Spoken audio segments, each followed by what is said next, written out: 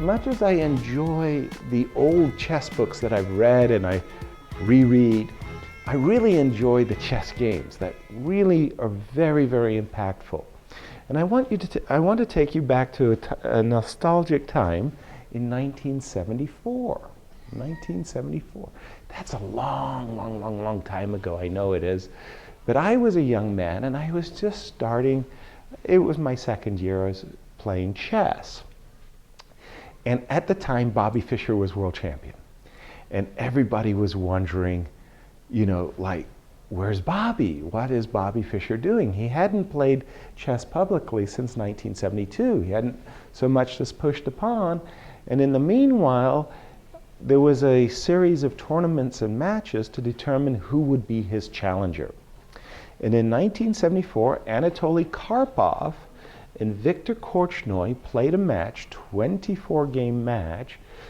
The winner was the first to score 12.5 points, and the winner would be Bobby Fischer's challenger. Ooh. And this game that I'm about to show you was super important. In fact, it was critical for that match. The final score in the match was 12.5, 11.5, and Anatoly Karpov won and became challenger to Bobby Fischer. Nobody had heard from Bobby Fischer, and then suddenly and out of the blue, there was a letter that was published in Chess Life magazine. It was the magazine, and is the magazine of the United States Chess Federation. And Bobby Fischer did not want to play a 24-game match like he played with Boris Spassky. Bobby Fischer wanted to play a match with his challenger, the first player to win 10 games, draws not counting, would be the winner of the match. If the champion scored 9 points, he couldn't lose his title, because the best the challenger could get is 9-9. When both players scored 9 wins each, the match would be declared a draw. The prize money would be paid equally, and the champion would retain his title. The FIDE did not accept Bobby Fischer's proposal. Instead, they said the first to win 6 games. The player who first won 6 games would win the match, and in case of 5-5, you play to a finish. You play to the next decisive game.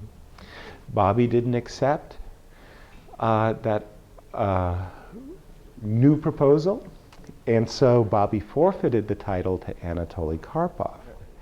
Anyway, this game is a really, for me, an all-time favorite. When you think about the middle game for a moment, you start to think, what are some of the most exciting chess games that you've ever played, or that you can remember? For me, it was always when both sides were attacking one another's king. And so it was like a tightrope, and both players had to play defense and offense simultaneously. So any of those games where players castled on opposite sides, either white castles kingside, black queenside, or vice versa, the games were unusually sharp. And in those types of middle games, whichever side you're playing, you really have to stay on the offensive. If you try to go into some kind of defensive shell, it normally doesn't work. And so here, for me, is one of my favorite, all-time favorite games. In fact, this game is extraordinarily unusual. For somebody to win a game of chess, would you agree that player has to make a mistake? Yeah. If you played a perfect game, do you think you could lose? It makes a strange question, right? If you played perfectly and still lost, what does that mean? Maybe you didn't play perfectly. In my opinion, White played perfectly in this game, and there was only one mistake, one and only one mistake that Black made, and he lost the game because of it. Interesting. Black lost. Let's see. So first of all, Anatoly Karpov, Viktor Korchnoi, Game 2 of the 1974 FIDE Finals Championship Candidates match. E4. When Anatoly Karpov was rising to the level of challenger, he almost exclusively played E4, and when he was world champion, he throughout his career played E4. That was his move.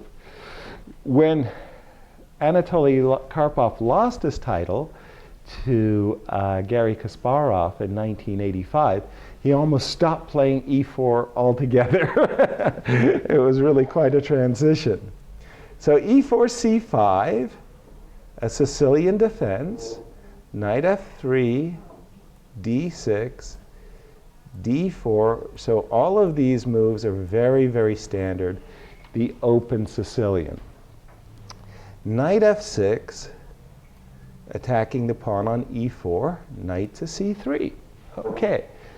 So in this position, where tens of thousands of Grandmaster games exist, there's a wide variety of choices. Black could develop his knight. He could play E6. He can play A6, the Najdorf. And finally, he can play G6, the dragon variation. And so, what do you think? Why do they call this the dragon defense? Martin. What? How do you understand? Because they have a lot of piece in the king side to protect the king. Well, that's building a fortress, but it doesn't really explain why it's a dragon. Aryan, what do you think? Because it looks like a dragon? Yeah, because if you look at the structure, it looks like a dragon. And the idea is that dragon players love to fianchetto their bishop so they can breathe fire across the diagonal. Martin. How is bookmark intelligent? Well, yeah, you have to just kind of put the pawns, and you kind of imagine. So like here's a head, and it's kind of a body, and the tail. The head of the dragon and the body. Well, you got to use your imagination. Okay, G6. Bishop E3. This is very standard opening theory. White develops his his pieces as quickly as possible, and black plays bishop G7. Yeah. So here there's a trap. There's a very important trap that you should never fall for, because you're now being shown the trap. So why is knight G4 a bad move, young man? Bishop B5 check. And then if I block the check with my bishop, queen takes G4, winning a piece. Thank you very much. Taking advantage of the fact that the bishop on D7 is pinned by this bishop, black would lose a piece. I fell for that trap as black. But I only fell for it once, okay? I didn't fall for it twice. I was proud of myself that I only fell for it once. Okay, so bishop E3, bishop to G7, developing, very clever. And now F3. Okay, so with this move, white basically, he strengthens his pawn on E4, gives the pawn on E4 protection, and stops the move knight G4. Okay, so after F3, knight came to C6, developing.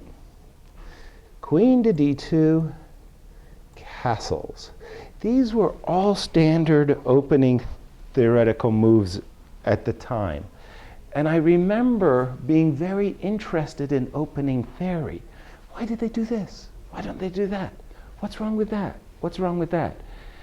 And it finally, it took a while, but it finally dawned on me that it was theory was basically another way of saying experience. There were thousands of Grandmasters games, and each game gave us more experience, more knowledge, And it was only through the test of time that this theory became developed and codified. And I remember the first, how many of you saw Encyclopedia of Chess Openings? Ben Feingold, don't raise your hand. You saw how thick the encyclopedia was?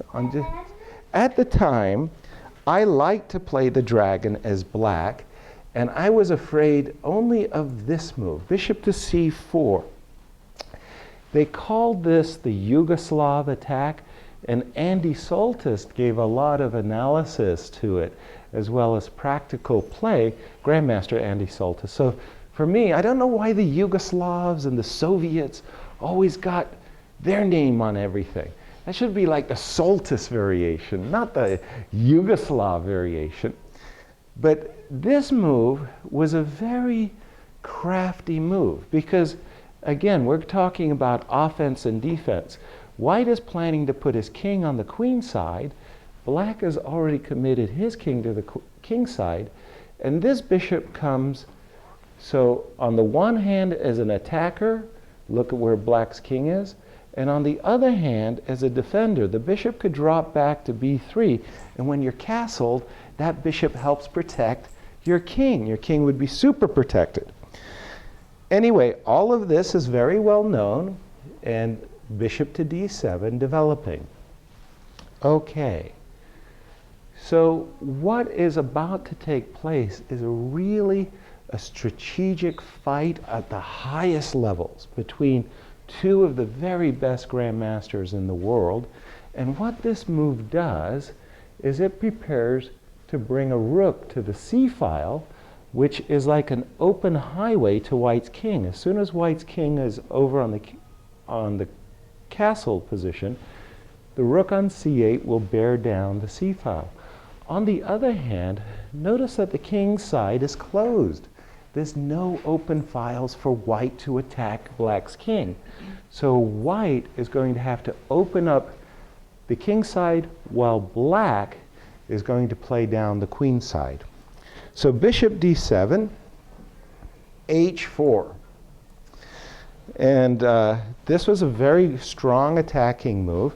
And Bobby Fischer was once asked the question, what about the dragon variation?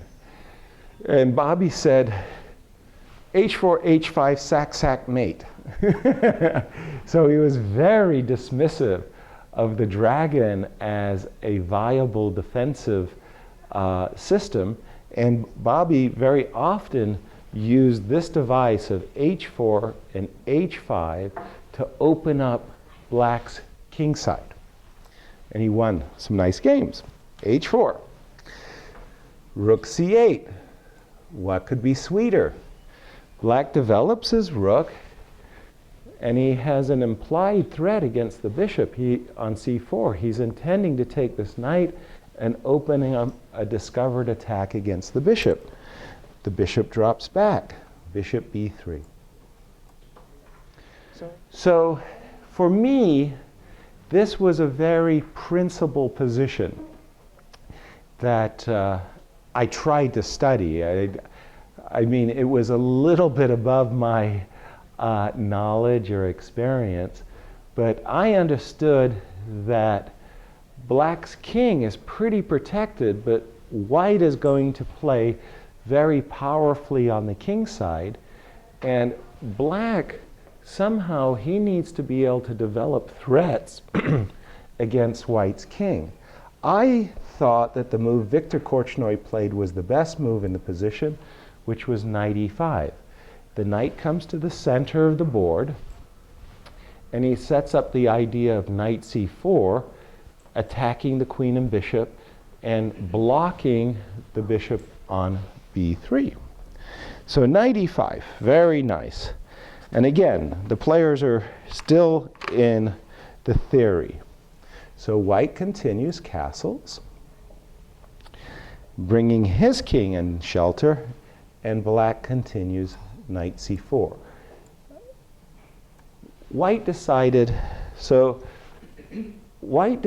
that this knight on c4, if he moves the queen, this knight will capture this bishop.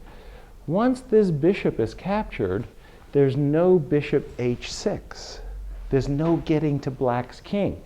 White needs this bishop in order to trade off the dark squares and to weaken black's castle position. So white decides to capture. Bishop takes, rook takes. And now we see this move h5. So white's idea is very clear. He just wants to take this pawn and open up his rook. Viktor Korchnoi was known as a fearless fighter.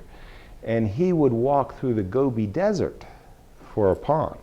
So Viktor very happily snapped this pawn. White sacked the pawn. The best refutation to a sacrifice is to accept it. So thought Viktor Korchnoi. Knight takes h5, g4. Oh, I wanted to say, because this game made such a powerful impression on my young mind, I began to think that maybe here I could improve on Korchnoi's play, because I wanted to play the black position. I was thinking that Korchnoi maybe should have played the move queen a5, and after trades, to take with the g6 pawn. The reason why I was thinking that this might be the proper way to play is because later I could use the move rook on f8 to f7 to help defend the h7 pawn if necessary. It makes an awkward impression because the pawn structure is no longer a dragon. It's like somebody just blew a hole in the belly of the dragon. But if you, as black, can hold your king side for a long while, your counterplay on the queen side becomes very pronounced. So I tried this, and funnily enough, I was pretty successful. I don't know if anybody else tried it. In the meanwhile, Korchnoi captured the pawn. Knight takes h5. White attacked the knight, g4, driving back the knight to f6. And notice that this move g4 also sets up an opportunity for queen h2 if needed, using the h file. Okay, knight f6, and then this, at the time, knight de2 was considered the most challenging offensive move, because it combines offense and defense, if you will. The idea is that in some cases, if you play bishop h6 right away, what dragon players love to do is the following kind of thing. Bishop takes h6, queen takes h6, rook takes c3. This is considered a really, really good exchange sacrifice by black. The idea is that after b takes c3, the queen comes out to a5. So notice that the queen now attacks this pawn on a2, as well as this pawn on c3. It also makes it very nice. There are many, many times that white plays the sacrifice knight f5. So the idea is you want to threaten checkmate on g7. And there are many times that this queen, it's very good to be able to play bishop takes, and this queen can come across the fifth rank. So Anatoly Karpov did not play bishop h6. He first played this offensive move and defensive move. The knight d4 comes back to e2. Defensive, we understand, it further protects this knight on c3. Offensive, we don't understand. That comes in a moment. Knight de2. Okay. So far, so good. The queen whoops. What did I do? I did something wrong. Didn't like me. Queen comes out to a5. Very nice. Black prepares to double his rooks on the open C file, a half open C file. Maybe he'll sacrifice 2 exchanges. He'll go rook takes, knight takes, rook takes again. We don't know. Maybe he'll just double rooks and then go b5, b4, chasing away the knight and capturing this pawn on c2. We don't know. What we do know is white has to play very, very precisely because black's attack is coming super fast. Okay. Bishop h6. So with this move, bishop h6, I always kind of thought of these moves as slaying the dragon or trading off the dragon bishop. This move was very irritating for me, and very often in a lot of my games, I would sacrifice the exchange. I thought that my bishop was more useful for protecting my king than the rook. As you can tell, I probably lost a lot more games than I won, sacrificing the exchange. But I was in love with the dragon, and that was a common device. However, in this case, Viktor Korchnoi, after bishop h6, he captured. Bishop takes, queen takes, rook over. Okay, so a moment ago I mentioned that this move was both defensive and offensive. What did I mean? Now we start to see that if it's white to play, white wants to play g5, forcing the knight to h5, and then he could play knight to f4. You can't take the knight because it's mate in 2. So this knight, combined with g5, might jump to the f4 square or the g3 square. So, black to play. What do you think black played? Don't all shout out at once. Oh, hold on. Rook f8, pardon me, it's white to play. White to play. I apologize. Let's see, did I do it right? Yeah, he just played white to play. Rook fc8 was black's last move. Rook fc8. Now this, at the time, was a major theoretical position. Okay, at least it was a position that I was aware of, like my favorite books, my favorite movies. I knew this position inside and out, or at least I thought I did. Karpov played, at the time, what was considered a massive theoretical novelty. That is to say, he played a new move nobody had ever played before, and totally flipped the scales. Okay, so if you were white in this position, what would you do? Aryan? G5. Very good, very good. G5. Because this move attacks the knight, threatens to go takes, threatening mate, mate on h7. Black has no choice. He has to block the h file. Now what do you do, Aryan? Or Martin? What would you do? Knight to g3 or knight to f4. It's interchangeable. Knight to g3. Then after knight to g3, okay, we can really see what white wants to do. If it was white's turn, he could take with the rook and take with the knight and give mate, or he could take with the knight and take with the rook or the queen, and it's going to be mate on h7, but black sacrifices first. Rook takes c3. Oh dear. Oh dear. What do we do now? What do we do now? Aryan. How? With the knight or the rook?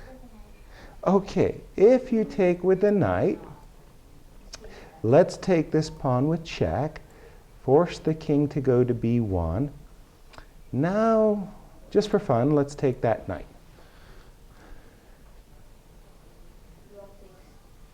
Rook takes h5? Well, let's let's refute rook takes h5. How can we refute rook takes h5? We can take this pawn with check and come down here with a check and come down here with a check. Oops, we'll eat the rook and eventually we'll checkmate white's king. So that didn't work, g5. Whoa, whoa. The natural move, g5, ran into a counter-sacrifice on the queen side. g5 doesn't work. It's good for black. I need another suggestion. Just a second. What about rook d5? How's that for a cool move? Yeah. Isn't that a cool move? So if you take the rook, I go check, checkmate. So the rook, you can't take the rook. The queen is attacked. Let's say the queen drops back. Queen to d8. Now what? Now g5. And now again, I have to do the same thing. Knight to g3. And this time, I have a different defensive idea. Queen f8. Since your queen is trying to checkmate black, black just gets rid of trades the queens. So one player I was incredibly impressed with was a man by the name of Michael Bodvinik. And he had analyzed this game at great length in, I think, a Soviet chess magazine at the time called 64. And he had this position on the board, on his analysis, and he says that white stood slightly better, just a smidge, after king g7, but it's no checkmating attack. And so that would have been a success for black, that he's not getting checkmated. So these two tries, rook d5, g5, were analyzed and found less than optimal. Anatoly Karpov played an absolutely brilliant move that is really hard to comprehend at first blush. Anatoly Karpov played the move rook to d3, and it's sort of like, well, what's that? Well, once you see these variations with g5, knight h5, knight g3, rook takes c3, you start to understand that this rook helps defend this knight, and it's preparing the move g5. Okay, now Viktor Korchnoi made his one and only mistake in the whole game. Yeah, he made his one and only mistake in the whole game. What's a good bad move? Yeah, what do you think Viktor Korchnoi's mistake was? What do you think he played? You've been hearing me tell you that g4, g5 is a big threat by white, right? Move the knight, attack the knight. How could black stop g4, g5? Sorry. Play g5 first. Yeah, there you go. g5, the problem with g5 from black's point of view is that same rotten rook d5 move. That same rotten rook d5 move. Gets you every time. How else could black stop g5? Come on, guys. Come on, Martin. E6. Does that stop g5? You just move the knight. And then you get checkmated. Yeah, right. E6. Yeah, rook c5. I thought this was a really good move. Wow. And, what does that move do? the queen and rook across the board. First of all, rook, it stops any of those tricks that we just saw with rook d5. That's very nice. It stops g5. Rook takes g5. Very nice. And I was so impressed when I saw this move. I mean, it became like an instant favorite for me. And then Botvinnik gave it a question mark and said a big mistake. And it's the only mistake black makes in the whole game. Whoa. But from my point of view, I thought this was a really cool idea. Black wants to play bishop to e6. Remember when the knight was on d4? The bishop really didn't want to come to e6 then. But black wants to play bishop e6, bishop c4, or maybe bishop e6, bishop takes a2. In the meantime, you can't go e5, you can't go g5, you can't go f4. What could white do? Why was that a mistake? Holy cow. Martin? Rook to d5. Okay, rook to d5. Then it's sort of like strange because he went rook to d3 first and then rook to d5. If he wanted to do rook to d5, he could have done it immediately. After rook to d5, bishop comes to e6. I don't know what's going on. Aryan? Is it knight d4, 7-4? Pardon me? Sorry? Is it knight d4, 7-4? Knight d4. No, I mean, then knight d3. Ah, knight d4. Oh, very good. Knight d4. That's like one of those good bad moves, right? Knight d4 has a very nice idea of forking the queen and the rook by being able to play knight b3. But I will tell you, dragon players will be very, very happy to sacrifice an exchange and force you to double up your pawns. So that's a pretty good exchange sacrifice for black. Are you ready? Are you ready for what Anatoly Karpov played? Anatoly Karpov played the most brilliant move. Black's last move, Rook C5, was the idea to stop what threat? What threat does this move stop? Arya? As well as G5. Correct. Ooh. G5. Whoa, wait a minute. Now you got to understand Viktor Korchnoi's point of view. He had just played rook to c5 to stop the guy from playing g5. The guy did it anyway. Can you imagine how shocked he was? Like, whoa, what's that? Rook takes g5. Yes, young man. Ooh, that's cool. b4. Ooh, wait a minute. Maybe we'll forget about a check. Don't forget there's a check in the position. Queen a3 check. Right.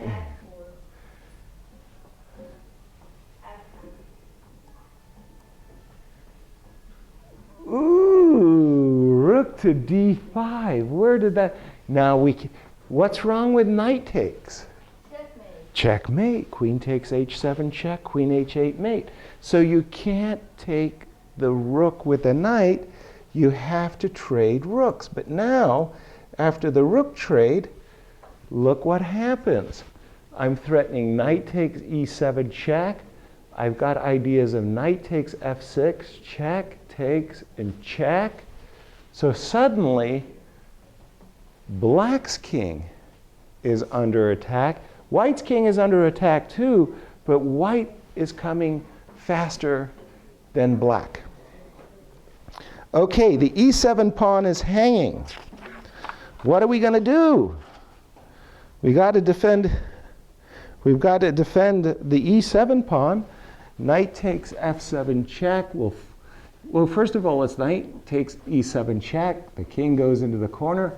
We take the rook, and then we'll be threatening queen f8 check. Ooh, that will be really, really horrible. So Korchnoi defended his pawn. Rook e8. Now, Now, what did white do? And okay, so how many of you like to take the knight? Don't all raise your hands at once. Very good, Ben. Martin needed your support. So if we take the knight, takes, and then how do we follow up? What's our next turn? Take that pawn with check. The king is running like a rabbit. Rabbit? You're running like a rabbit, yeah. And now what's our next turn? Yes? Knight f4. So, now, with our knight on f4, yes, it very, very often happens that in a lot of these cases where white is castling queenside, he often plays the move king b1, what grandmasters say, tucking the king away. Because in this position, not only is the a2 pawn hanging, when the king's on c1, it oftentimes gets caught and on this c1 diagonal. And, well, black's king is no longer getting checkmated. Let us just put it that way. Black is fine. Whether white plays queen h6 check, forcing the trade of queens, or queen h2, black is no longer getting checkmated. So instead of capturing right away, Anatoly Karpov reinforced his attack. He brought this knight to f4 right away. Okay, so this knight basically wants to take the place of its colleague. White wants to take this knight, take this pawn with check, check again, and when the king is here, check again with this knight. So knight e f4, marvelous move, and black played bishop to c6 to stop this knight from coming here. What did white do? What did white do? Ah, brilliant idea. I like it very much. Thank you very much for that idea. How about this? This is a very typical tactical attack, winning attack. Knight takes f6, check, g takes f6, knight h5. And when your eye first sees this idea, you think this is really, really wonderful. White's idea is he threatens mate in one. If you take the knight, he wants to give check, move the king, and mate on g7. Sorry? Queen, queen. Ah, queen g5 right away. Oh, I forgot to check. Oh. It's check. And what dragon players love, they live for such moments where oftentimes they're an exchange down with a double pawn. But what happens is this mass of pawns here, this 4 versus 2, it can quickly be a position that turns into black's favor. Black gets a nice pawn storm, passers, and oftentimes they're supported by both the king as well as the bishop. In any case, the checkmate threats have gone, and then it's a crazy ending. Who's better? I'm not sure that black is worse. So we'll go back to this position. This is a very hard. Yes, young man. Play e5 and then do this. Bravo! Outstanding. Congratulations.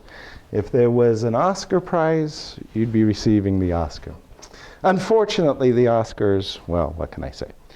E5, double exclamation mark. So the idea is that you want to cut this black queen from coming across the 5th rank. You can't take the knight with the knight because of check and mate.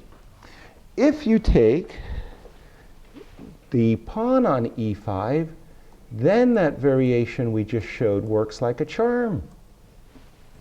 There's no queen g5. In view of the threat of queen g7, mate or takes, and rook g1 comes over mate. Black's lost. Black can't do this. Viktor Korchnoi, therefore, captured the knight. Bishop takes d5. And now what should white do? Martin?